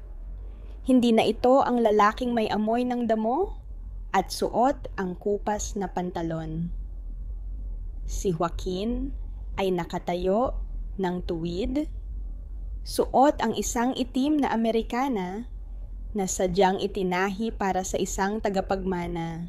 Ang bawat hibla ng kanyang suot at ang talim ng kanyang paningin ay nagpapakita ng isang kapangyarihang matagal na niyang itinakwil, ngunit ngayon ay buong loob niyang niyakap para sa babaeng mahal niya. Ang kanyang mukha ay tila isang ukit sa bato, walang emosyon, ngunit naglalagablab ang mga mata sa puot na pinaghalong pag-ibig at paghihiganti. Joaquin? Ang boses ni Tita Corazon ay nanginginig, halos hindi lumabas sa kanyang lalamunan habang nakatitig sa lalaking dati ay hinamak niya. Ang kanyang mga kamay na kanina ay abala sa pagbibilang ng pera ay biglang nanlamig. at ang buhok ng salapi ay tila naging isang mabigat na pasanin na nais na niyang itapon. Ibaba mo ang lahat ng hawak mo, Carlo. Wala ka nang mapupuntahan. Ang boses ni Joaquin ay pumailan lang, malalim at kontrolado. Na tila ba ang bawat salita ay isang hatol ng kamatayan para sa mga kriminal sa kanyang harap. Sa likuran niya, ang mga ilaw ng asul at pula mula sa mga sasakyan ng pulis ay nagsimulang gumapang sa paligid, nagbibigay ng kulay sa madilim na gabi ng San Isidro. Lumapit ang mga tauhan ng batas at ang mga abogado ng hasyenda, dala ang mga dokumentong magpapabagsak sa bawat kasinungalingan ni Carlo. Ang pag-ikot ng mga posas sa mga kamay ni Carlo ay naglikha ng isang malamig na tunog ng bakal. Isang katotohanang tuluyan nang nagpabagsak sa kanyang maskara ng kayabangan. Si Tita Corazon naman ay tuluyang napaluhod sa putikan, umiiyak at nagmamakaawa, pilit na inaabot ang laylayan ng damit ni Beatriz na tila ba ang pag-arte ay sapat pa upang burahin ang bawat pagkakanulo na ginawa niya. Nilagpasan ni Joaquin ang lahat. Ang kanyang mundo ay nakapako lamang sa babaeng nasa loob ng van. Dahan-dahan niyang nilapitan si Beatriz. Ang kanyang mga kamay ay nanginginig sa tindi ng pag-aalala. Nang magtama ang kanilang mga mata, ang lahat ng pader na itinayo ni Beatriz ay tuluyang gumuho. Inabot ni Joaquin ang kanyang kamay at sa gitna ng gulo at ingay ng mga otoridad, kinuha niya ang isang malinis na panyo mula sa kanyang bulsa. Buong ingat niyang pinunasan ang munting bahid ng dugo sa kwemoy ni Beatriz. Ang kanyang mga daliri ay humahaplos sa pisngi nito na tila ba ito ang pinakamahalagang hiyas sa buong mundo. Ligtas ka na, Beatriz? Tapos na ang lahat, bulong ni Joaquin. Ang kanyang boses ay naging malambot at puno ng pangungulila. Ang init ng kanyang presensya ay tila isang kumot na bumabalot sa nanginginig na katawan ni Beatriz, nagbibigay ng katiyakan na ang bagyo ay tuluyan ng lumipas. Ngunit bago pa man tuluyang mailayo ng mga pulis si Carlo, ang lalaki ay humarap ng may mapait at nakakabinging halakhak. Ang kanyang mga mata ay nananatiling puno ng lason kahit na siya ay talo na. Tiningnan niya si Joaquin nang may matinding panunuya. Isang huling saksak na nagnanais na wasakin ang kapayapaang kapwa pa lamang nilang sinusubukan na buuin. Masyado kang kampante, Joaquin. Akala mo ba ay mahal ka niya? Akala mo ba ay malinis pa siya? Sigaw ni Carlo habang pilit na nanlalaban sa mga pulis. Tingnan mo siya ng mabuti. Magsasama kayo, pero ang laging maiisip mo ay ang mga gabing kasama ko siya. At huwag mong kakalimutan, baka ang dinadala niya ngayon ay hindi sa iyo, kundi sa akin. Ang mga salitang iyon ay tila mga patak ng asido na bumaon sa katahimikan. Napatigil ang lahat. Ang bawat paghinga ni Beatriz ay tila nanuyo, at ang hawak ni Joaquin sa kanyang kamay ay bahagyang nanigas. Ang huling laso ni Carlo ay naitanim na. Isang tanong na tila nagnanais na muling maghasik ng binhi ng pagdududa sa gitna ng kanilang muling pagtatagpo. Nanatiling nakatitig si Joaquin kay Carlo, ang kanyang mga mata ay madilim at hindi mabasa. Ngunit sa ilalim ng malamig na liwanag ng buwan, ang bawat pintig ng kanyang puso ay tila nagtatanong, sapat na ba? Ang pag-ibig upang talunin ang lason ng nakaraan? O ang huling hirit ni Carlo ang tuluyang maglalayo sa kanila sa huling pagkakataon? Ang bawat salitang binitiwan ni Carlo ay tila mga patak ng asido na unti-unting bumabaon sa katahimikan ng gabi. Ang paratang na ang dinadala ni Beatriz sa kanyang sinapupunan ay bunga ng karahasan at pilit na pagsasama sa Maynila ay naging isang lason na tila nagpapatigil sa pag-ikot ng mundo. Sa gitna ng liwanag ng mga sasakyan ng pulis, ang mga tao sa paligid, pati na ang ilang mga kapitbahay na nakikiusyoso sa malayo ay muling nagsimulang bumulong. Ang tsismis ay tila isang apoy na mabilis na gumagapang sa tuyong damo. Muling binubuhay ang panghuhusga sa pagkatao ni Beatriz. Pakiramdam ni Beatriz ay biglang nawalan ng laman ang kanyang mga binti. Ang bawat paghinga niya ay tila isang pakikipaglaban sa isang hindi nakikitang kamay na sumasakal sa kanyang leeg. Ang kahihiyan ay mas matindi pa kaysa sa pisikal na sakit ng pagkakasampal sa kanya kanina. Dahan-dahan niyang sinubukang bawiin ang kanyang kamay mula sa pagkakahawak ni Joaquin. Ang kanyang mga mata ay napuno ng sariwang luha, hindi dahil sa takot kay Carlo, kundi dahil sa takot na makita ang pandidiri o pag-aalinlangan sa mga mata ng lalaking tanging naging liwanag niya. Bitawan mo na ako, Joaquin. Nakakahiya na. Wag mo nang madungisan ang pangalan mo dahil sa akin. Ang bulong ni Beatriz ay halos hindi marinig, puno ng pagsuko at matinding pait. Ang kanyang buong katawan ay nanginginig, tila isang dahon na hinahampas ng malakas na hangin ng kawalang pag-asa. Ngunit sa halip na bumitaw, naramdaman ni Beatriz ang lalong paghigpit ng hawak ni Joaquin. Isang hawak na hindi nagpapakita ng pag-aalinlangan, kundi ng isang matibay na pagmamay-ari at proteksyon. Hindi tumingin si Joaquin kay Beatriz. Nanatili ang kanyang matalim na titig kay Carlo, na ngayon ay pilit na isinasakay ng mga pulis sa loob ng mobile.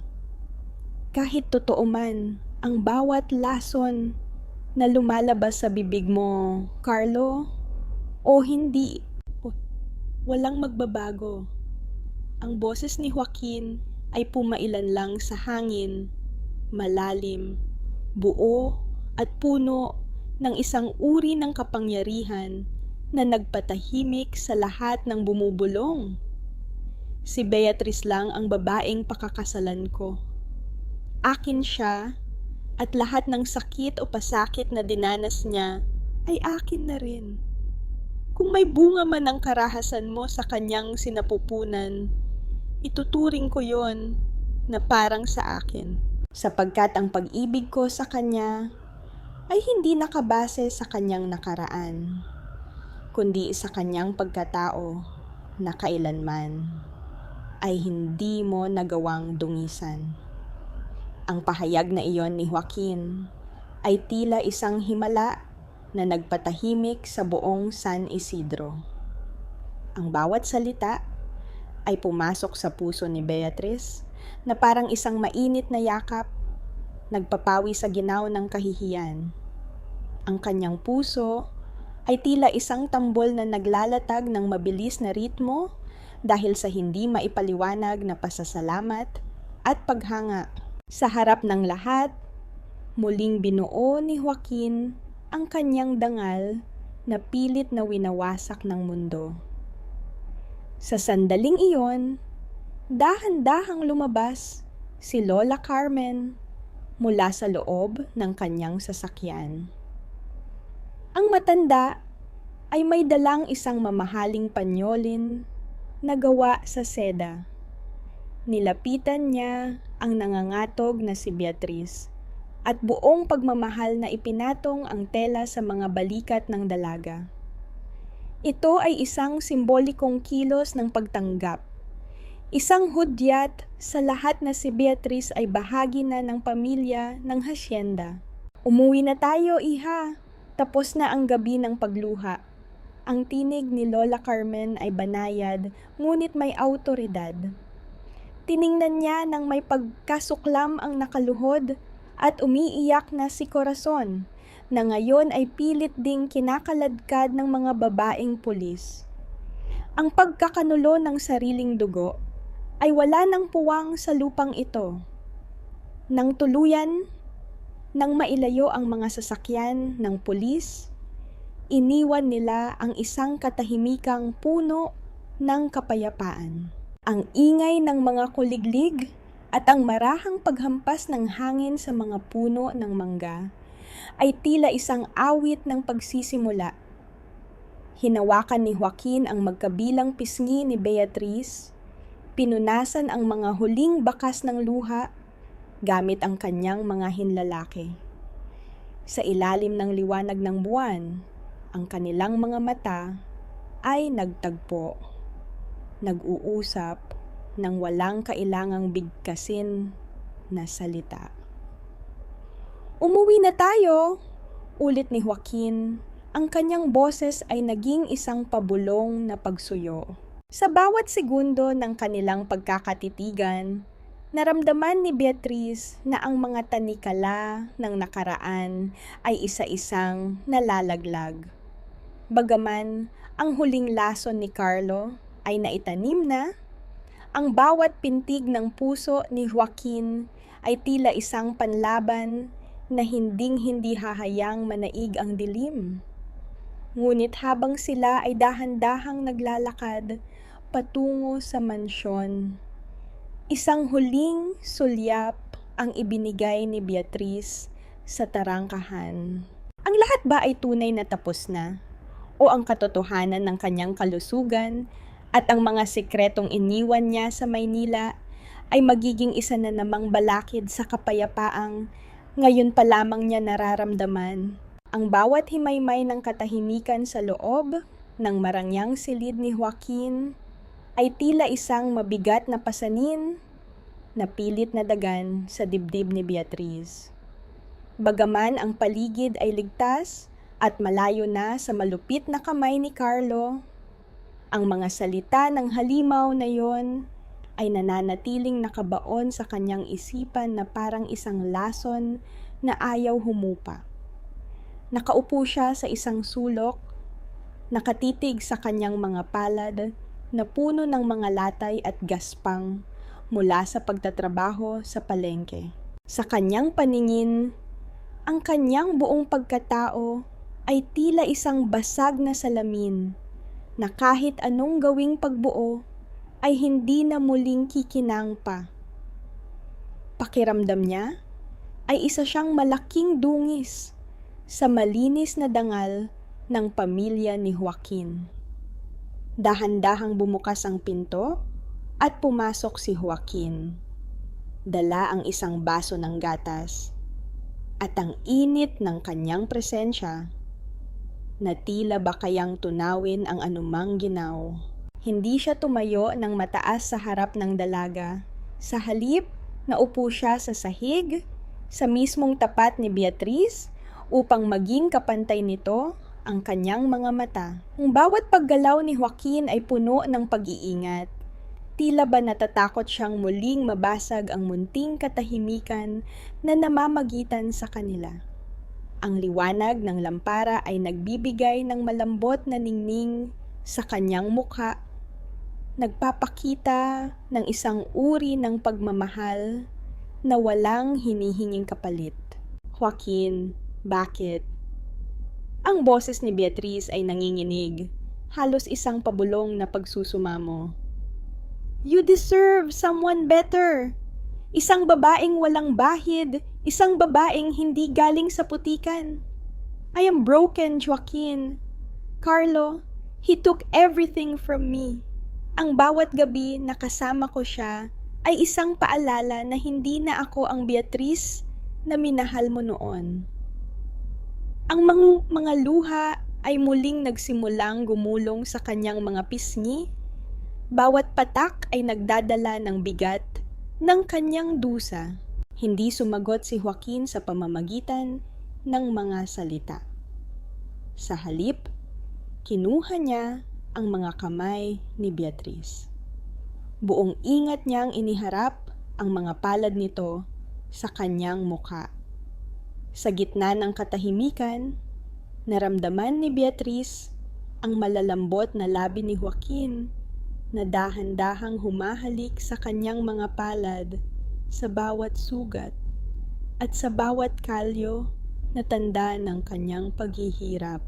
Ang bawat halik ni Joaquin ay tila isang panalangin ng pagpapanumbalik, isang paraan ng pagsasabi na ang bawat peklat sa katawan ni Beatrice ay hindi dungis, kundi mga medalya ng kanyang katapangan. Ang mga peklat na ito, Beatrice, ang nagpapatunay kung gaano kakatapang ang boses ni Joaquin ay naging malalim at puno ng emosyon. Hindi kita minahal dahil ikaw ay perpekto. Minahal kita dahil ikaw ang aking buhay. Ang bawat hapdi na dinanas mo ay hapdi ko rin. I don't care about what Carlos said. Ang mahalaga ay nandito ka na, sa piling ko. We will heal together, step by step. Hinding-hindi ko bibitawan ang kamay na ito kahit gaano pa karaming bagyo ang dumating. Dahan-dahang isinandal ni Beatrice ang kanyang ulo sa balikat ni Joaquin, hinahayaan ang kanyang sarili na malunod sa init at bango ng lalaki. Ang kanyang mga hikbi ay unti-unting humupa, napalitan ng isang uri ng kapayapaan na matagal na niyang ipinagkakait sa sarili. Sa bawat paghaplos ni Joaquin sa kanyang buhok, naramdaman ni Beatrice na ang mga pader ng kanyang pag-aalinlangan ay isa-isang gumuguho. Ang kanilang mga puso ay tila nag-uusap sa pamamagitan ng bawat paghinga. Naglalatag ng isang bagong pundasyon ng tiwala at pag-asa. Inangat ni Joaquin ang baba ni Beatrice at pinagtagpo ang kanilang mga paningin. Sa ilalim ng malamig na liwanag ng buwan na sumisilip sa bintana, dahan-dahang naglapit ang kanilang mga labi. Ito ay isang halik na hindi naghahanap ng pagnanasa, kundi isang halik na nangangako ng katapatan at pag-aari. Isang halik na tila nagsasabing, ang lahat ng pait ng nakaraan ay natunaw na sa tamis ng kasalukuyan. Sa sandaling iyon, ang mundo sa labas ng mansyon ay tila nawala. Iniwan silang dalawa sa isang espasyo kung saan ang tanging mahalaga ay ang kanilang muling pagtatagpo. Nang dahan-dahan silang humiwalay, ang mga mata ni Joaquin ay punong-puno ng pangako. Binuhat niya si Beatrice ng buong ingat at inihiga sa kama. Kinuha ang makapal na kumot upang balutin ang dalaga sa init. Nanatili siyang nakaupo sa tabi nito. Hinahawakan ang kamay ni Beatrice hanggang sa ang antok ay tuluyan nang dumating. Ang kapayapaan sa mukha ni Beatrice habang natutulog ay ang pinakamagandang tanawin na nakita ni Joaquin sa loob ng 5 taon. Gayunpaman, habang pinagmamasdan ni Joaquin ang mahimbing na pagtulog ng dalaga, isang katanungan ang pilit na gumugulo sa kanyang isipan. Paano kung ang mga sugat sa kaluluwa ni Beatrice ay mas malalim pa kaysa sa inaasahan niya? Sapat na ba ang kanyang pag-ibig upang burahin ang mga multo na baka magising sa tuwing ipipikit ni Beatrice ang kanyang mga mata? Ang bawat sinag ng umaga na tumatagos sa mga bintana ng hasyenda ay tila isang marahang haplos na nagpapahiwatig ng isang bagong simula.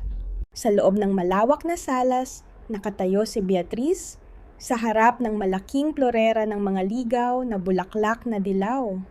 Ang kanyang paboritong bulaklak na simbolo ng pag-asa. Wala na ang takot sa kanyang mga mata, at ang panginginig ng kanyang mga kamay ay napalitan na ng isang uri ng determinasyon na bumangon at muling buuin ang kanyang nasirang dangal.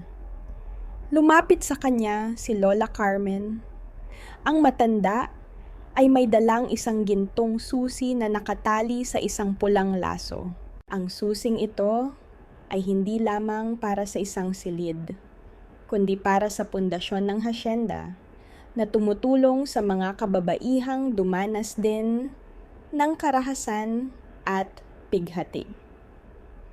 Ang bawat pag-abot ng susi ay isang hudyat ng tiwala, isang pagkilala na si Beatriz ay hindi na isang biktima, kundi isang katuwang sa pagpapalaganap ng kabutihan. Sa labas ng mansyon, ang mga tao sa San Isidro na dati ay puno ng mga mapanghusgang bulong ay dahan-dahang nagbabago. Ang bawat pagdaan ni Beatriz sa bayan ay hindi na sinasalubong ng mga matatalim na titig ng tsismis, kundi ng mga marahang pagtango ng paggalang. Nakita nila ang kanyang pagsisikap, ang kanyang pagiging tapat sa bawat gawaing ibinibigay sa kanya, at ang kanyang pusong handang tumulong sa kabila ng sarili niyang mga sugat.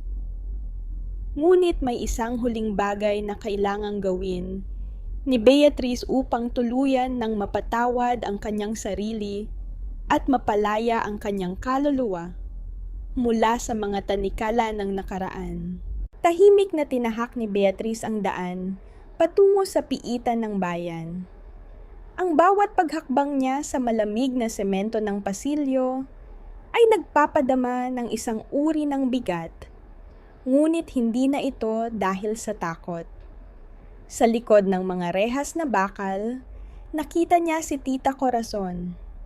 Ang matanda ay tila mas lalong tumanda.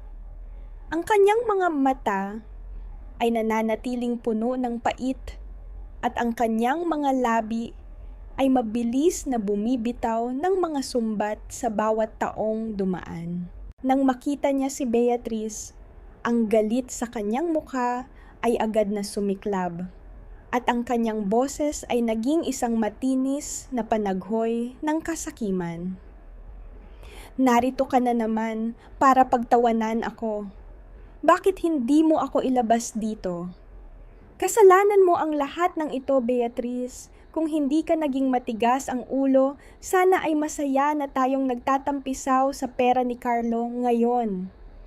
Ang boses ni Corazon ay puno ng lason, walang bahid ng pagsisisi sa bawat pagkakanulong ginawa niya sa sarili niyang dugo.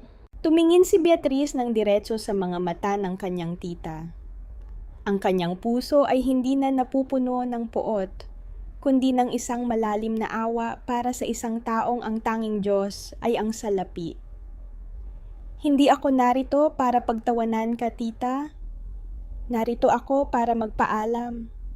Ipinagdasal ko na ang kaluluwa ni Paulo at ngayon ipinagdarasal ko rin ang sa inyo. Pero tapos na po ako. Bayad na po ako sa lahat ng utang na loob na paulit-ulit ninyong isinumbat sa akin. Mula sa araw na ito, malaya na ako. Paalam po. Ang bawat salita ni Beatriz ay tila isang matalim na gunting na tuluyan nang pumatid sa huling hibla ng kanyang pagkaalipin. Hindi na siya lilingon pa.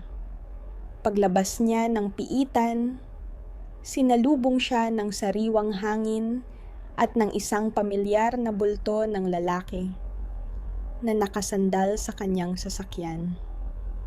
Si Joaquin. Ang kanyang mga mata ay nagniningning sa ilalim ng sikat ng araw at ang kanyang ngiti ay sapat na upang pawiin ang bawat natitirang bigat sa dibdib ni Beatriz. Hindi na kailangan pang magsalita. Hinawakan ni Joaquin ang kamay ni Beatriz. Ang kanilang mga daliri ay naglapat ng mahigpit. Isang pagkakapit na nangangako ng walang hanggang proteksyon. "Let's go home, Beatriz. May naghihintay sa atin." Bulong ni Joaquin. Ang boses ay puno ng tamis at pagmamahal. Habang ang sasakyan ay dahan-dahang bumabaybay sa daan patungo sa simbahan ng San Isidro, ang bawat tanawin ng palayan at mga puno ay tila isang pagbati ng kalikasan sa kanilang bagong simula. Ang mga alaala ng araw na iniwan ni Beatriz si Joaquin sa harap ng altar ay dahan-dahang napapalitan ng isang mas magandang bukas. Ang bawat pintig ng kanilang mga puso ay tila isang himig ng pagsusumamo para sa isang pagkakataong muling maisulat ang kanilang kwento. Nang marating nila ang tapat ng lumang simbahan, ang mga dambuhalang pinto na gawa sa inukit na kahoy ay dahan-dahang bumukas. Ang tunog ng mga kampanilya ay pumailan lang sa hangin, lumilikha ng isang masayang ritmo na tila nagbabadya ng isang dakilang tagpo. Ang loob ng simbahan ay nababalot ng puting mga bulaklak at sa dulo ng mahabang pasilyo, nakatayo ang tadhana na matagal na nilang pangarap na makamit. Sa bawat paghakbang nila sa loob ng sagradong espasyo, ang bawat pait ay tuluyan ng naging tamis. Sino ang mag-aakalang ang isang pag-ibig na dumaan sa pinakamadilim na gabi ay muling magliliwanag sa harap ng altar na ito? Ito na ba ang katapusan ng kanilang pagdurusa?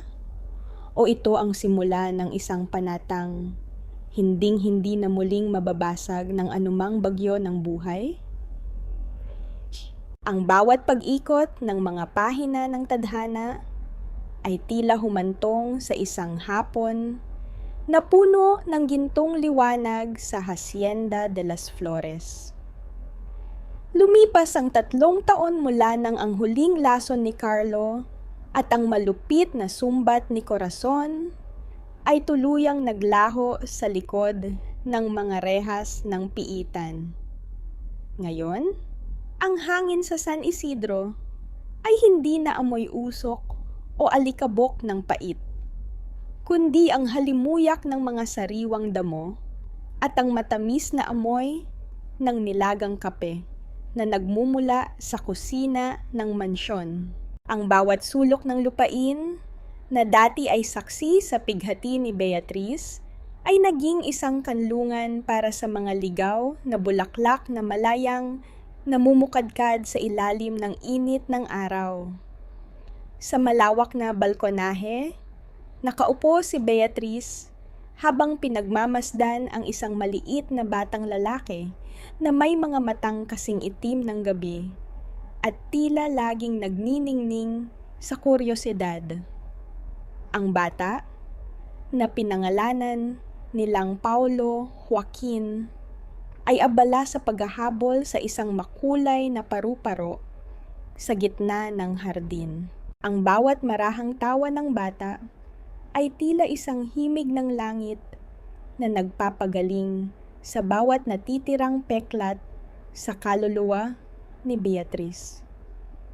Sa kanyang tabi, dahan-dahang lumapit si Joaquin, dala ang isang manipis na kumot upang ibalot sa mga balikat ng kanyang asawa habang lumalamig ang simoy ng hangin. "You look so peaceful, Beatriz." "Parang wala tayong pinagdaan ng bagyo." Ang boses ni Joaquin ay nananatiling malalim at puno ng pagsuyo. Ang kanyang mga kamay ay marahang humaplos sa buhok ni Beatriz bago siya naupo sa tabi nito. Ang kapayapaan ay hindi naman pala ibig sabihin na mawawala ang mga alaala, Joaquin. It means the pain doesn't control me anymore. Sagot ni Beatrice habang isinasandal ang kanyang ulo sa balikat ng asawa. Looking at our son, at ikaw, pakiramdam ko, lahat ng luha ko noon ay naging mga butil ng ulan na nagpatubo sa kaligayahan nating ng ngayon. Sa kanilang muling pag-uusap, naramdaman nila ang isang uri ng pagpapanatag na tanging ang mga taong dumaan sa apoy ang makakaunawa. Napatawad na ni Beatrice ang kanyang sarili. Hindi na siya ang babaeng nakayuko sa putikan. Siya na ang haligi ng isang pundasyon na tumutulong sa mga kababaihan sa buong lalawigan upang makahanap ng bagong buhay. Ang kanyang utang na loob ay hindi na sa mga taong nanamantala, kundi sa pag-ibig na nagligtas sa kanya. Si Joaquin naman ay tuluyan ng binitawan ang bawat bakas ng poot.